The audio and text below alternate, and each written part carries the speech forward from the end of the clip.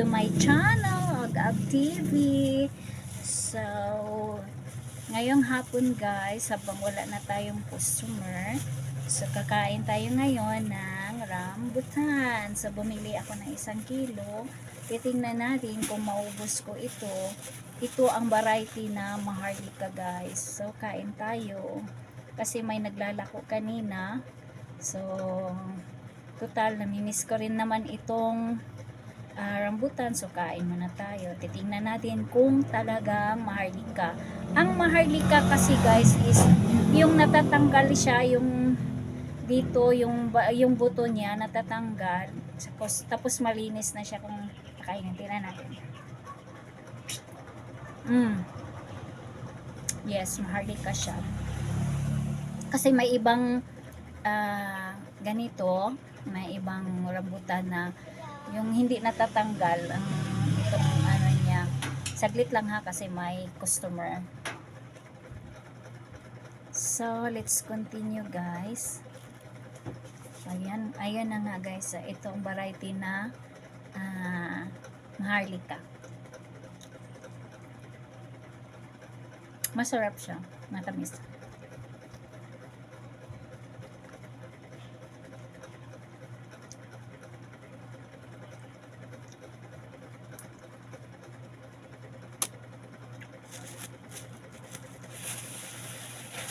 Ito marami siya guys, 1 kilo ito.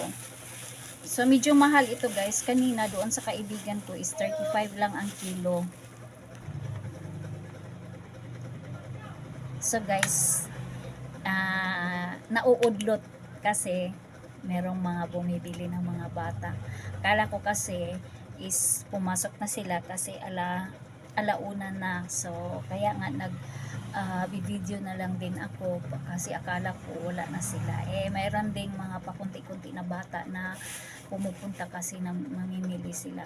Sinabi ko na wala kasi nga pupunta pa ako sa kabilang building, kukunin ko yung mga ice candy ko doon. Tingnan mo nga.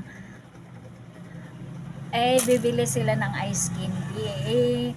Nandun sa kabila yung isang ref ko na yung ginagamit ko pang ice candy kasi yung nandito hindi kasi masyadong tumitigas yung mga ice candy ko dito sa isang ref ko. So nandoon yung luma na refrigerator ng tatay ko, yun ang ginagamit ko. Bali 2 refrigerator ang ginagamit ko dito. Medyo malaki nga yung kuryente ko, excuse me. Malaki-laki nga yung kuryente kong nabayaran ngayon itong nakaraang buwan. So ayan para lang makontinue natin itong pag-video natin. Kaya ayun, sinabi ko lang na wala pero meron. Sorry lang talaga sa kanila, mamaya na. Anyways, ngayon lang naman ako nag-video uli. So, para naman madire-diretso na yung natin, content natin ngayon. So, by the way pala, pasalamat ako sa sa team 98+1. Lalo na kay Ma'am Risa. Si Ma'am Risa lang kasi ang nakilala ko na admin doon sa 98+1.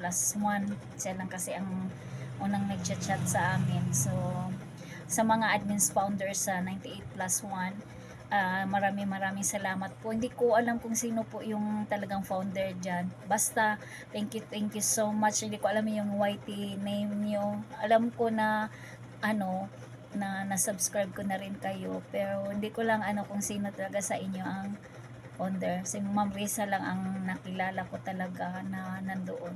So thank you anyways, thank you. At saka sa mga teams din na kasama sa 98+1, tsaka sa ISG, of course, sa ISG team na kung saan ako nanggaling, na siya talaga ang pinagmulan ko simula pa, lalo na kay founder Travel Ventures or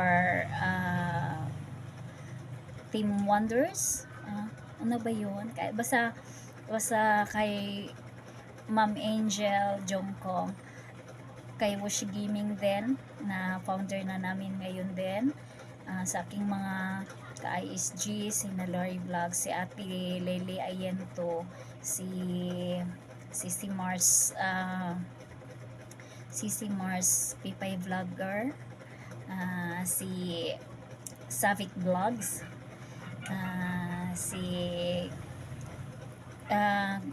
Win 40 Germany, si of course sa aking kaibigan sa Sharjah, si Ibiang Rodriguez, ano ba yung YT mo?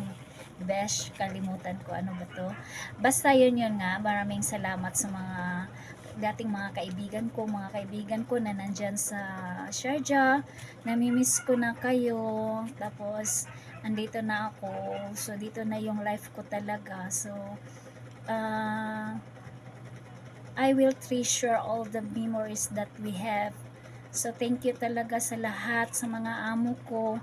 Ilan bang amo ko? Within 21 years, ilan bang naging amo ko? Isa, 21 years, isa, dalawa, tatlo, apat. So, bali 5 ang mga employers ko. Within 21 years kong pagtrabaho sa UAE. From bahay, to tindahan, to encoder, tapos naging cleaner. So, halo-halo lang yung naging trabaho ko dyan, flexible, kahit anong available yun. Ang last kong doon sa clinic talaga sa Luxury Touch Medical Center. So, namimiss ko kung anong meron ako dati. Pero nandito na talaga tayo, nandito na ang buhay, so tinatanggap ko na. Kaya lalamon na lang ako ng rambutan. Hindi ko pa maubos-ubos itong kwento ng kwento lang kasi ako eh. So yun na nga. Masarap talaga siya. Yun. Naalala ko kasi, nandun pa ako sa abroad, lagi kong hinahanap yung mga sarili nating mga prutas. Itong prutas na ito dito, malapit na kasi ang taglagas nito. So, kaya medyo nagmahal na ito. Doon sa kaibigan ko is binibenta niya 35. So, ayan, nauudlot na naman. Unsaman? Ha? Sister? Pila man? So, ayan.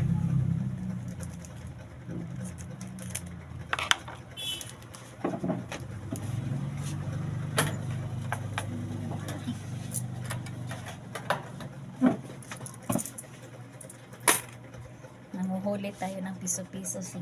So, ayun na nga guys. So, ganito ang life ko ngayon na dito sa Pinas. Minsan kasi dito sa tindahan, kapag inaantok ako, pag masama ang pakiramdam ko, talagang nagsasarado talaga ako.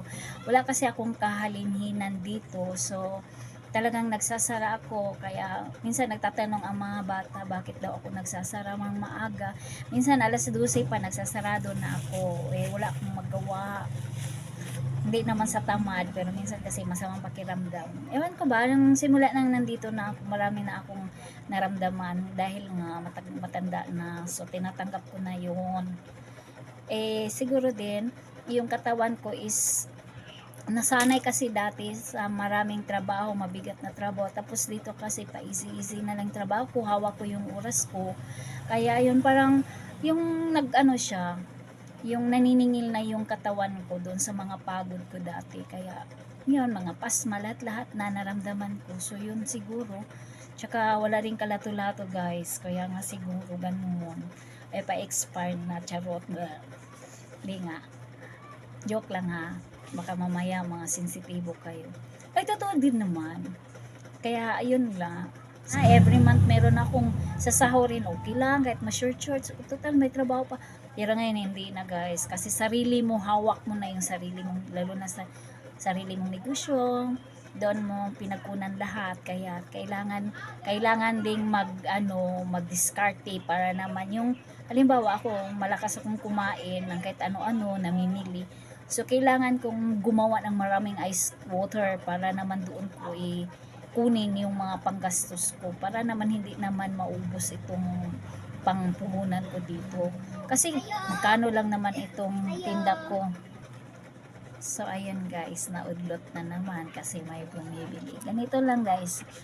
Tsaga-tsaga lang talaga kasi minsan nga maya-maya, minsan hindi ako nakakaupo kasi mga bata, lalo na pag labasan nila sa umaga bago sila pumasok pala, tapos yung sa break time nila sa umaga, tapos sa tanghali. Tapos ito ngayon medyo pakunti-kunti nang ang ano bumibili, yung mga tumatakas-takas yun. And mamaya marami din mamaya. Pero minsan kasi nagsasarado ako. Katulad mamaya magsasara din ako ng maaga dahil mag-a-attend ako ng nobena. Alam mo, kahit makasalanan tayo, nagsisimba pa rin tayo. So, yun lang kasi parang laging sumasakit yung ulo ko dito, sumasakit yung katawan ko, kaya parang may mga dumadapo ng mga kakaiba, kaya sabi ko gusto kong magsimba kasi siguro ganun ang ano naramdaman ko dahil marami nang dumapo sa akin ng mga maligno. Bleh. Hindi nga, joke lang. Ewan ko lang, basta ganun talaga. So, balik tayo sa kinakain natin guys. Ilan ng piraso lang ang nakain natin. So, daldal ng daldal. Oh, ito pa guys. Basta siya guys, masarap siya. Ito yung rambutan. So, basta ito siya, rambutan guys. Ayan, ang pum pa siya guys. Ayan, diba? At matamis siya.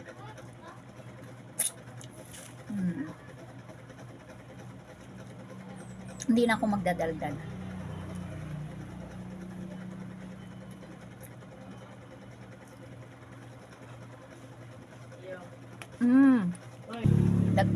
Malaki daw yung mga ice water ko kasi binta ko ng 3. So ayan guys, basta hanggang sa muli guys, hindi ko talaga maubos guys, ang dami niya.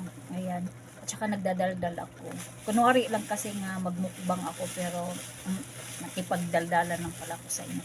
So thank you so much sa inyong mga suporta sa akin. Thank you so much sa mga nanonood, at saka maraming salamat talaga sa 98 plus 1.